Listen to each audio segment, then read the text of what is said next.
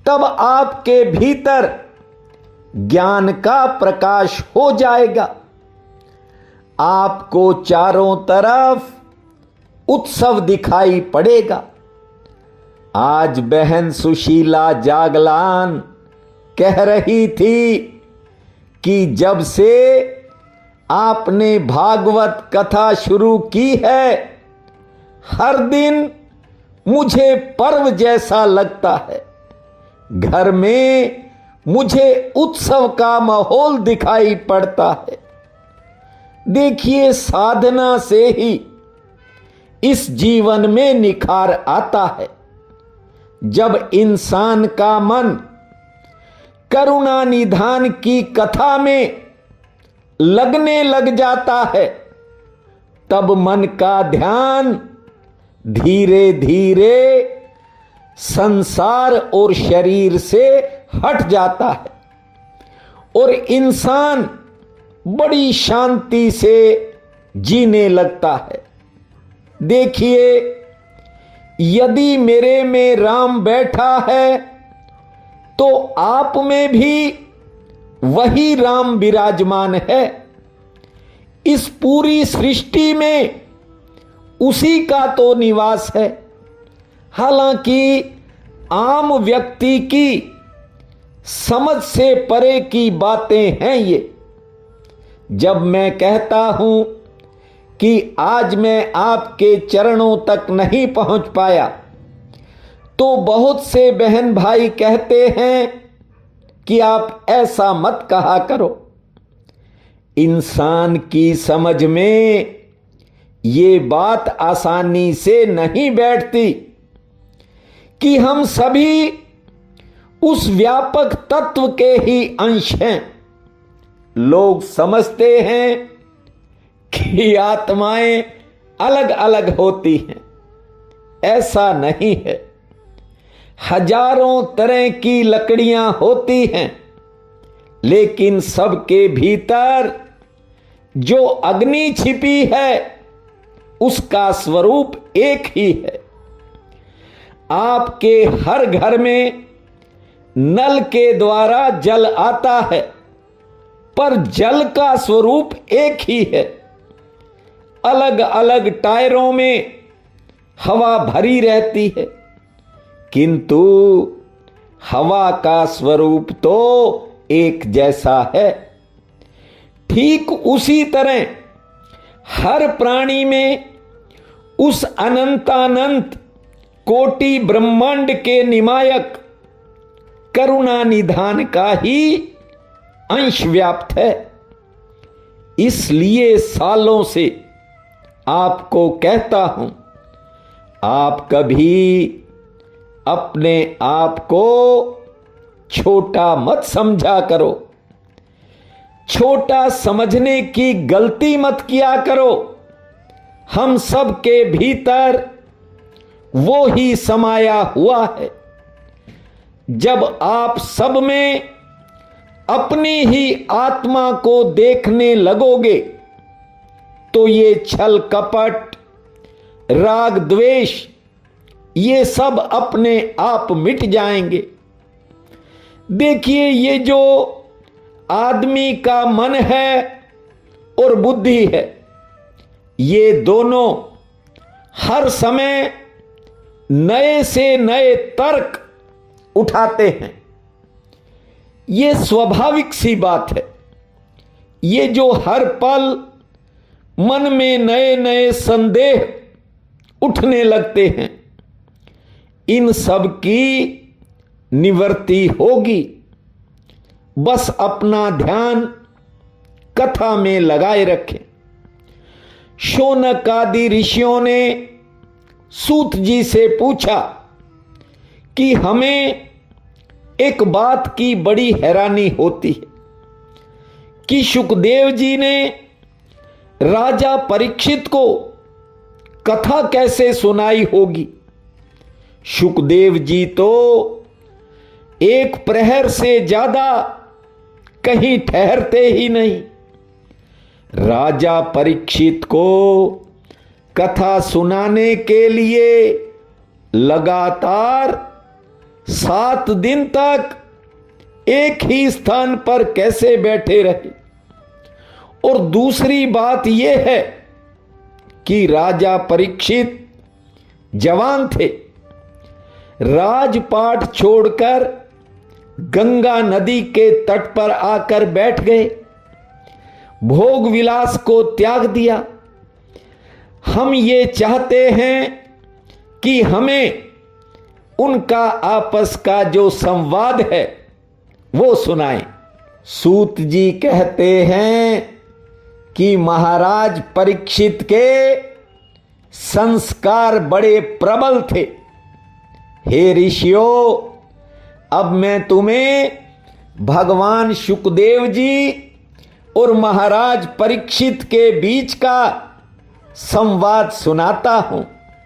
उससे पहले नारायण भगवान का कीर्तन भी तुमसे करवाता हूं। गोविंद मेरो है, गोपाल मेरो है, गोविंद मेरो है, गोपाल मेरो है। अरे बाके बिहारी नंदलाल मेरो है, अरे बाके बिहारी नंदलाल मेरो है। गोविंद मेरो है, गोपाल मेरो है, गोविंद मेरो मेरो है, गोपाल मेरो है। अरे बाके बिहारी नंदलाल मेरो है, गोविंद मेरो है, गोपाल मेरो है।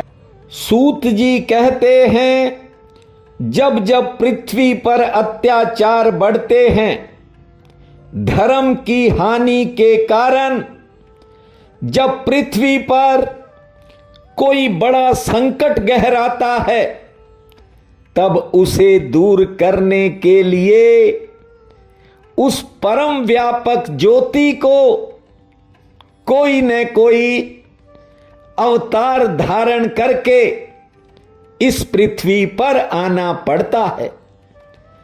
भगवान विष्णु के जिन 24 अवतारों का भागवत में वर्णन है, आपको सुना रहा हूं। आज तो आपको संक्षिप्त में ही सुनाऊंगा, क्योंकि कथा में हर अवतार पर बड़ी से बड़ी चर्चा करूंगा। सुनिए, सृष्टि के प्रारंभ में ब्रह्मा जी ने जब अनेक लोकों की रचना करने का मन बनाया, तो सबसे पहले ब्रह्मा जी ने घोर तपस्या की थी।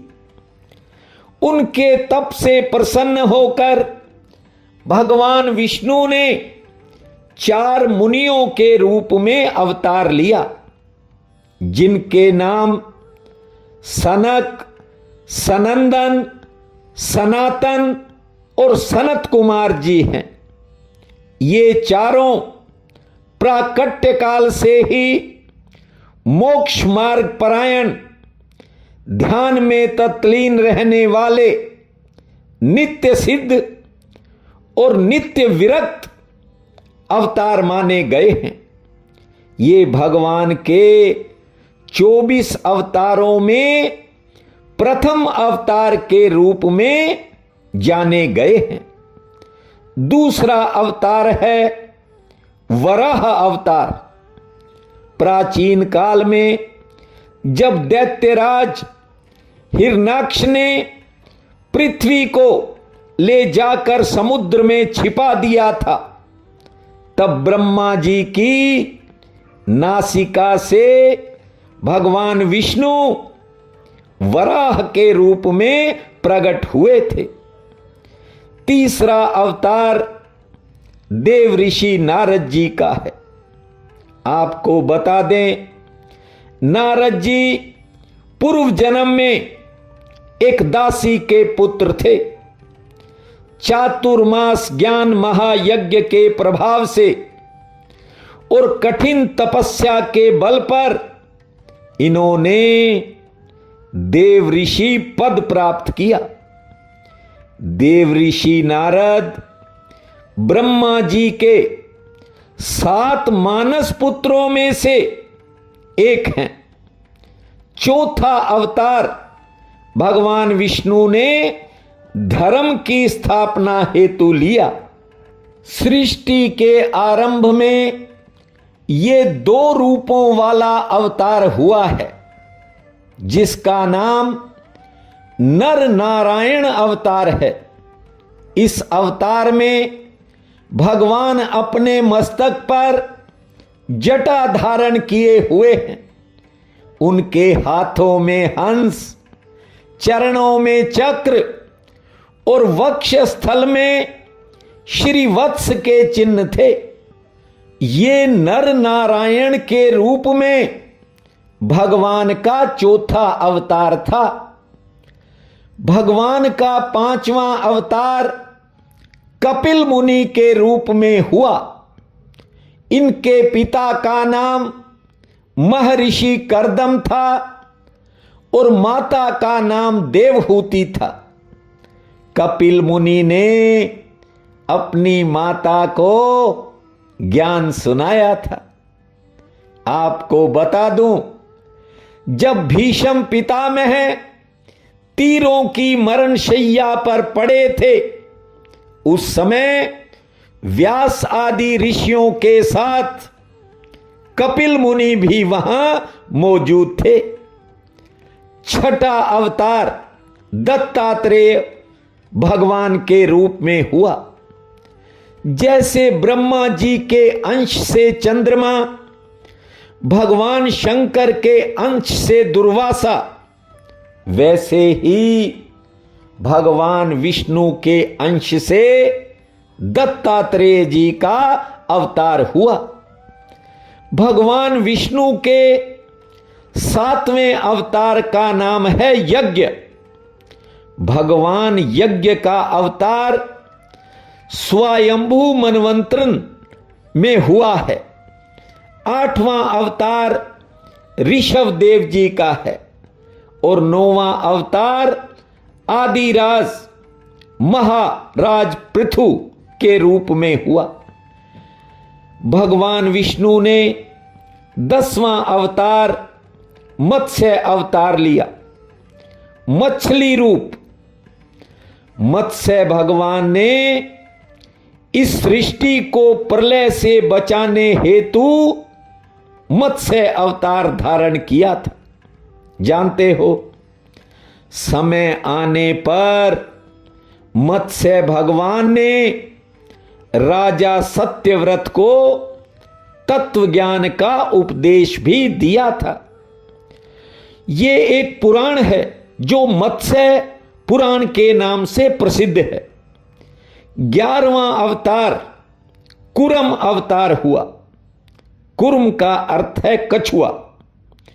जब देवताओं और दैत्यों ने मिलकर समुद्र मंथन किया, उस समय मंदराचल पर्वत को अपनी पीठ पर रखकर समुद्र मंथन में भगवान विष्णु ने कच्छप रूप धारण करके देवताओं की सहायता की थी। भगवान विष्णु ने 12वां अवतार भगवान धन्वंतरी के रूप में लिया। जब समुद्र मंथन हुआ तो उसमें भयंकर विष निकला था, जहर, जिसे स्वयं भगवान शंकर, बाबा भोलेनाथ पी गए थे। समुद्र मंथन के दौरान उच्च शर्वा घोड़ा, देवी लक्ष्मी, ऐरावत हाथी, अप्सराएं और कल्प वृक्ष भी निकले थे।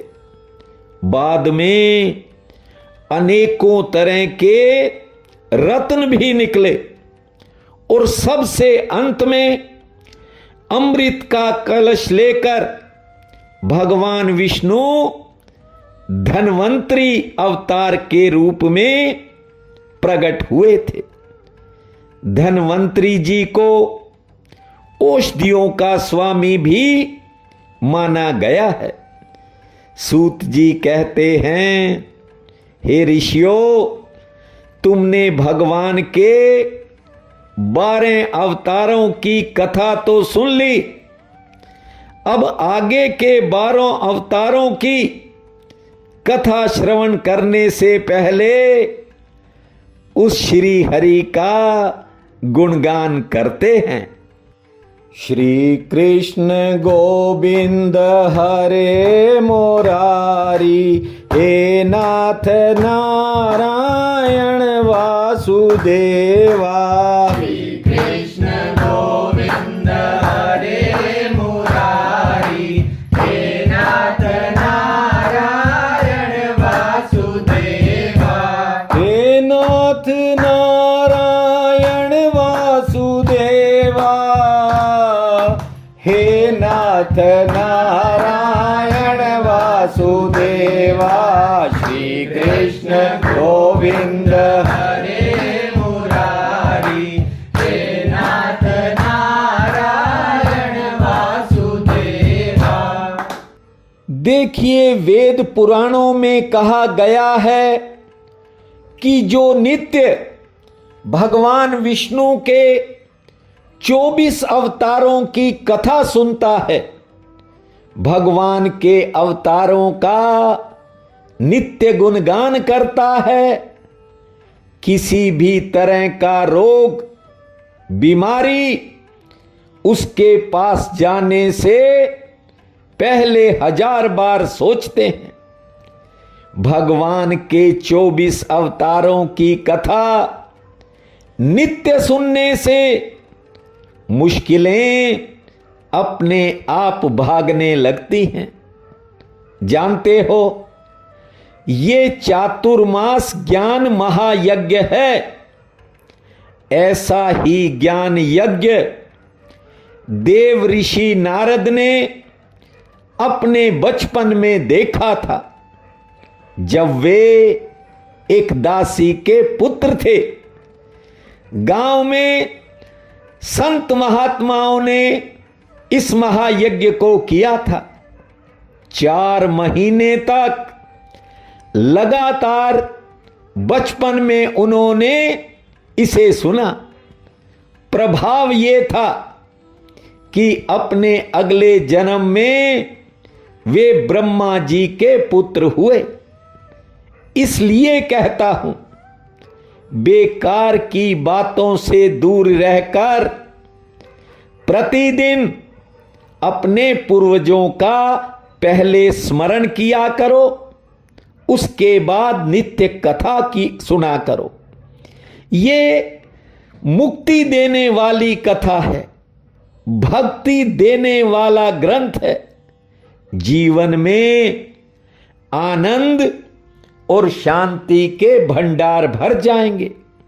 ध्यान दो, भगवान विष्णु ने अपने 13वें अवतार को मोहिनी रूप में लिया। जब अमृत कलश को लेकर देवताओं और राक्षसों में जंग छिड़ी थी, उस समय भगवान ने मोहिनी रूप धारण करके देवताओं को अमृत दिलवाने और पिलाने में सहायता की थी। भगवान का 14वां अवतार नरसिंह रूप में हुआ। इसमें भगवान का बाकी शरीर नर जैसा और धड़ सिंह जैसा। जब राक्षस हिरण्यकश्यप अपने पुत्र प्रहलाद को मारने वाला ही था, तब भगवान ने नरसिंह रूप धारण करके प्रहलाद की रक्षा की थी। खंभ फोड़कर निकल आए थे। अपने नाखूनों से हिरण्यकश्यप राक्षस का वध कर दिया था। 15वां अवतार वामन अवतार है। इस अवतार में भगवान विष्णु ने राजा बलि से 3 पग धरती मांगी थी, 3 कदम। राजा बलि ने कहा था कि 3 पग धरती तो क्या, 3 करोड़ कदम धरती मांगोगे तब भी कमी नहीं पड़ेगी, मांग लो। जानते हो वामन का अर्थ है छोटे कद वाला। भगवान ने वामन अवतार धारण करके 1 कदम में ही तीनों लोक माप दिए थे। राजा बलि का अहंकार टूट गया था। 16वां अवतार है हयग्रीव। इसमें भगवान की गर्दन और मुख घोड़े जैसा है। जब मधु और कैटब नाम के राक्षस वेदों को रसातल में ले गए थे, उस समय भगवान विष्णु ने रसातल में पहुंचकर पहले तो मधु और कैटब का वध किया। सारे वेद पुनः एक बार ब्रह्मा जी को सौंप दिए। 17वां अवतार श्री हरि के रूप में हुआ है। जब हाथियों के राजा का पैर तालाब में एक मगरमच्छ ने पकड़ लिया था और असहाय होकर गजराज ने जब श्री हरि को पुकारा तो प्रभु नंगे पांव दौड़ पड़े थे। पहले गजेंद्र को मगरमच्छ के मुख से आजाद किया और अपने सुदर्शन चक्र से मगरमच्छ का वध किया, और बाद में इस गजेंद्र को अपना पार्षद भी बना लिया था। 18वें अवतार भगवान परशुराम जी हुए हैं। इन्होंने दुराचारी क्षत्रिय राजाओं का वध करके न्याय की स्थापना की थी। ये अवतार भगवान विष्णु के प्रमुख अवतारों में माना जाता है। भगवान का 19वां अवतार महर्षि वेदव्यास के रूप में हुआ। ये नारायण भगवान के कला अवतार माने जाते हैं तथा भगवान विष्णु के अंश ही हैं। इनके पिता महर्षि पराशर थे और माता का नाम सत्यवती था। वेद व्यास जी ने 4 वेद, 18 पुराण, महाभारत और श्रीमद् भागवत की रचना की थी। 20वें अवतार में भगवान विष्णु एक हंस के रूप में प्रकट हुए, इसलिए इसे हंसावतार के रूप में जाना जाता है। हंसावतार में ही भगवान ने सनकादिक मुनियों के संदेह का निवारण किया था। भगवान विष्णु के 21वें अवतार में मर्यादा पुरुषोत्तम भगवान श्री रामचंद्र जी के रूप में प्रकट हुए हैं। राम राम भूमा, श्री राम नाम भूमा। अयोध्या के राजा दशरथ के यहां मां कौशल्या के गर्भ से भगवान ने पुत्र रूप में अवतार लिया था और रावण सहित अनेकों राक्षसों का वध करके देवताओं और ऋषि मुनियों को भय से मुक्त कर दिया था। भगवान ने द्वापर युग में 22वां अवतार धारण किया। आनंद कंद श्री कृष्णचंद्र के रूप में 22वां अवतार हुआ है। कंस जैसे अधर्मी का वध किया। महाभारत के युद्ध में अर्जुन के सारथी बने। संसार को गीता का ज्ञान दिया, धर्मराज युधिष्ठिर को राजा बनाकर धर्म की स्थापना की। श्री कृष्ण के अवतार को मनस्विद पूर्ण अवतार भी मानते हैं। 23वां अवतार गौतम बुद्ध के रूप में हुआ और 24वां अवतार कल्कि के रूप में होगा। कलयुग और सतयुग की संध्या में होगा। कहने का मतलब यह है कि जब कलयुग जा रहा होगा और सतयुग आ रहा होगा, उसके बीच के समय में भगवान विष्णु कल्कि के रूप में अवतार लेंगे। उत्तर प्रदेश के संभल नामक स्थान पर विष्णु यश ब्राह्मण के घर भगवान विष्णु कल्कि के रूप में अवतार लेंगे और देवदत्त नामक घोड़े पर सवार होकर पापियों का विनाश करेंगे। ये अवतार भी 64 कलाओं से परिपूर्ण होगा। ये थी भगवान के 24 अवतारों की कथा। विस्तार में आगे आप सुनते रहेंगे। श्रीमद् भागवत के अनुसार इस कथा को सुनने वाले का जीवन सफल हो जाता है। शेष कथा कल सुनाएंगे। अब 2 मिनट हरि नारायण का गुण गाएंगे। हरि शरणम हरि शरणम हरि शरणम हरि शरणम हरि शरणं हरि शरणं हरि शरणं हरि शरणं हरि शरणम हरि शरणम हरि शरणम हरि शरणम हरि शरणं हरि शरणं हरि शरणं हरि शरणं हरि शरणम हरि शरणम हरि शरणम हरि शरणम हरि